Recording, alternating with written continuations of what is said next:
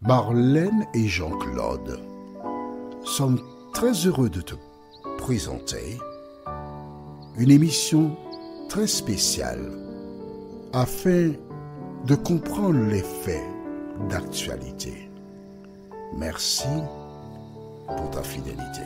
Merci de nous recevoir une fois de plus à ton domicile ou quel que soit le lieu où tu te trouves. C'est toujours avec un immense bonheur que nous prenons notre temps pour ouvrir la parole. Aujourd'hui, le thème est « Deux maîtres ». La référence se trouve dans le livre de Matthieu chapitre 6, les versets 19 à 24. Matthieu 6, versets 19 à 24. Avant de l'aborder, recherchons la directive du Saint-Esprit. Prions. Notre Seigneur et notre Dieu, nous voici une fois de plus en ta présence et nous ouvrons le Saint-Livre afin de connaître ce que tu as en réserve pour nous. Saint-Esprit, consolateur, viens nous instruire nous-mêmes afin que nous connaissions la vérité. Fais-nous du bien, nous t'en prions. Et scelle la parole dans nos cœurs, nous te demandons cette grâce. Au nom de Jésus et pour ta gloire éternelle. Amen. Rappelle-toi, nous avons vu précédemment dans le livre de Luc chapitre 6, la mission que Jésus confia à ses disciples, c'était des versets 20 à 38. Et je voudrais juste lire le verset 20 à nouveau pour te rappeler la mission. Alors Jésus leva les yeux sur ses disciples et dit, « Heureux vous qui êtes pauvres, car le royaume de Dieu est à vous. » La première chose, alors on appelle ce récit le sermon sur la montagne, mais la Bible dit bien qu'il s'adresse déjà en priorité à ses disciples, qu'on appelle aussi les apôtres. Heureux, dit-il, vous qui êtes pauvres, financièrement, matériellement, un disciple de Jésus n'est pas riche. Il est pauvre à la lumière de ce que nous venons de lire. Parce que la richesse d'un disciple de l'Éternel, c'est Jésus. L'avenir, c'est Jésus.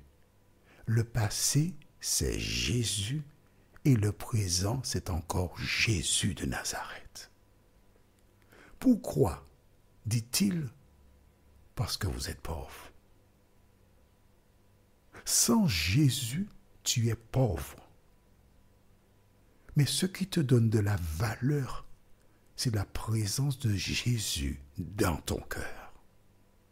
Alors, il déclara plus tard, et là nous prenons nos Bibles au livre de Matthieu chapitre 6, et nous lisons les versets 19 à 24.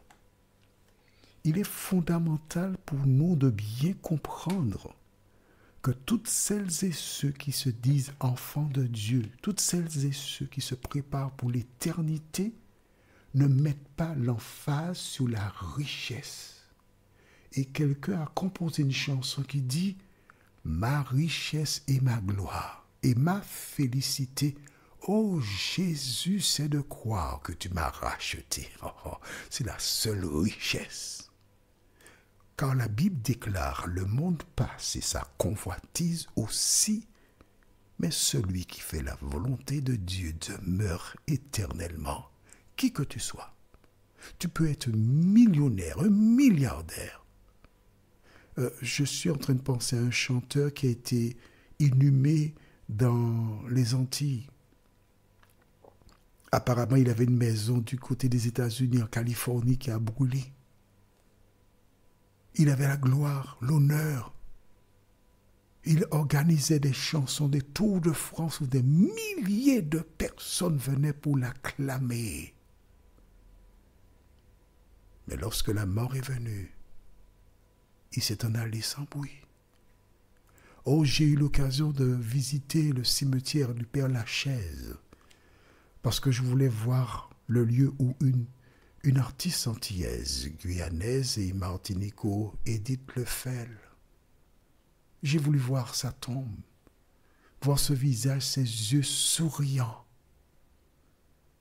Et il m'arrive souvent d'écouter ces chansons, notamment Si seulement, si seulement. J'ai aussi été sur la tombe d'Edith Piaf. Oh, cette grande chanteuse que j'aime beaucoup entendre ses chansons. Elle a connu la gloire, l'honneur, tout. Mais ces grandes chanteuses aujourd'hui sont dans une tombe, attendant le retour de Jésus de Nazareth. À quoi sert la gloire, l'honneur? Ce sont des moments passagers. La seule raison pour laquelle tu es sur terre, c'est pour rencontrer Jésus et faire la paix avec lui. Lisons dans le livre de Matthieu, chapitre 6, versets 19 à 24. Ne vous amassez pas des trésors sur la terre où la teigne et la rouille détruisent. Mais amassez-vous des trésors dans le ciel, où la teigne et la rouille ne détruisent point, et où les voleurs ne percent ni ne dérobent. Car là où est ton trésor, là aussi sera ton cœur. L'œil est la lampe du corps. Si ton œil est en bon état, tout ton corps sera éclairé. Mais si ton œil est en mauvais état, tout ton corps sera dans les ténèbres. Si donc la lumière qui est en toi est ténèbres, combien seront grandes ces ténèbres? Et le verset 24.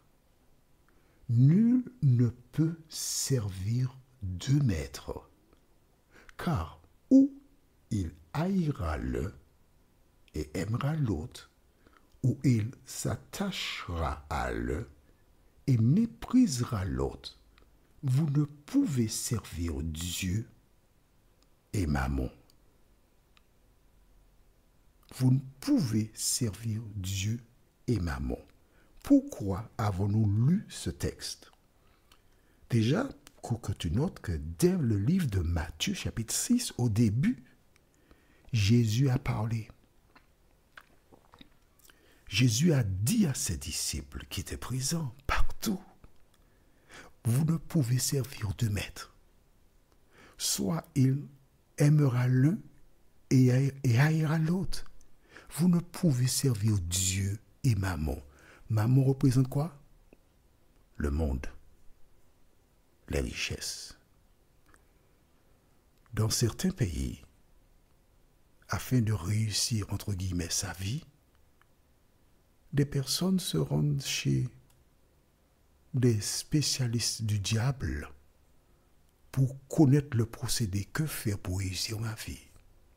Et le diable leur propose différents éléments. Et j'ai encore en mémoire cet homme. Ça se passait en francs. Et chaque matin à son réveil, devant sa demeure, il y avait une petite valise dans laquelle il trouvait 400 000 francs. Chaque matin.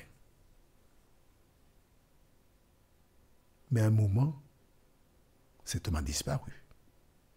J'ai encore en mémoire des individus qui avaient fait un pacte avec le diable et un certain soir, on a retrouvé ces trois hommes sans pantalon, leurs testicules ont été percés, on les a trouvés morts, vidés de leur sang. Des gens font des pactes pour monter, pour grandir, pour avoir de l'argent, l'honneur.